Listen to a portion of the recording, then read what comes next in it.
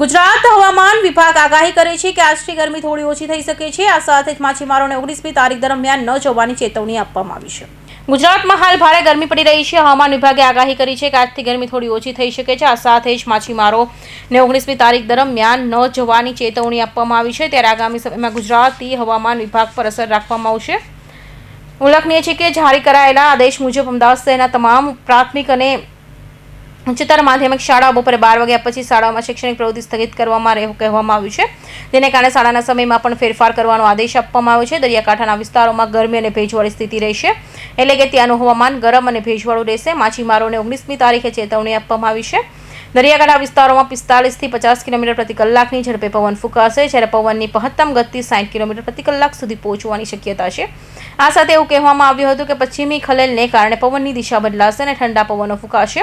પશ્ચિમી ખલેલને કારણે દરિયાકાંઠાના વિસ્તારોમાં પવનની ગતિ વધવાની શક્યતા છે।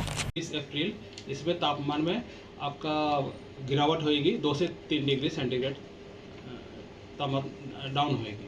और उसके आगे जो 2 दिन है मतलब 21-22 उसमें आपका तापमान में फिर बढ़ोत्तर रहेगी, ग्रेजुअल राइज होएगी 2 से 3 डिग्री सेंटीग्रेड। अभी हम जो गुजरात का स्टेट के जो सौराष्ट्र कच्छ रीजन है इसके लिए डे 1 में हम हीट वेव का वार्निंग दे रहे हैं, येलो वार्निंग के साथ। इसमें जो 2 डिस्ट्रिक्ट आ रहे हैं आइसोलेटेड जगह में होगी, इसमें कच्छ और राजकोट डिस्ट्रिक्ट आ रहे हैं। और जो कोस्टल क्षेत्रों है उत्तर और दक्षिण दोनों क्षेत्रों में हॉट एंड ह्यूमिड कंडीशन का फील होगी, इसमें डिस्कम्फर्ट कंडीशन रहेगी। और जो डे 3 में मतलब 19 अप्रैल को आपका जो नॉर्थ गुजरात की तटीय क्षेत्र है इसमें फिशरमैन वार्निंग है। 40 से 45 टू 45 किलोमीटर प्रति घंटा में विंड स्पीड रहेगा, गास्टिंग रहेगा 55 किलोमीटर प्रति घंटा। और जो अहमदाबाद का फोरकास्ट है इसमें क्लियर स्काई रहेगा। जो उच्चतम तापमान है 42 डिग्री सेंटीग्रेड के आसपास रहने का पूर्वानुमान। ગુરુવારે હવામાન વિભાગે આગાહી કરી હતી કે આગામી 7 દિવસ સુધી હવામાન શુષ્ક રહેશે। આજથી 3 દિવસ સુધી તાપમાનમાં 2 થી 3 ડિગ્રીનો ઘટાડો થવાની સંભાવના છે। આ સાથે આગામી 2 દિવસમાં તાપમાનમાં પણ વધારો થશે। 18, 19 અને 20 એપ્રિલને તમામ તાપમાનમાં ઘટાડો નોંધાઈ શકે છે।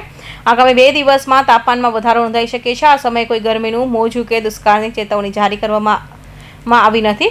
મે મહિના છેલ્લા 8 અઠવાડિયામાં પ્રી મોન્સૂન પ્રવૃત્તિ હંમેશા જોવા મળે છે। હાલમાં એપ્રિલ મહિનાની પ્રી મોન્સૂન પ્રવૃત્તિની કોઈ શક્યતા નથી, પરંતુ મે મહિનામાં 2 વાર તેની પ્રબળ શક્યતા છે। તે 14મી મે થી 18મી મે વચ્ચે રહેશે। આ ઉપરાંત પ્રી મોન્સૂન પ્રવૃત્તિ પણ થશે બીજા 2 મહિનામાં છેલ્લા અઠવાડિયામાં હશે, ખાસ કરીને 25મી તારીખથી જ્યારે રોહિણી નક્ષત્ર શરૂ થશે અને આ તે સમયે જ્યારે પૂર્વ ચોમાસાની પ્રવૃત્તિ વધુ શક્યતા ધરાવે છે।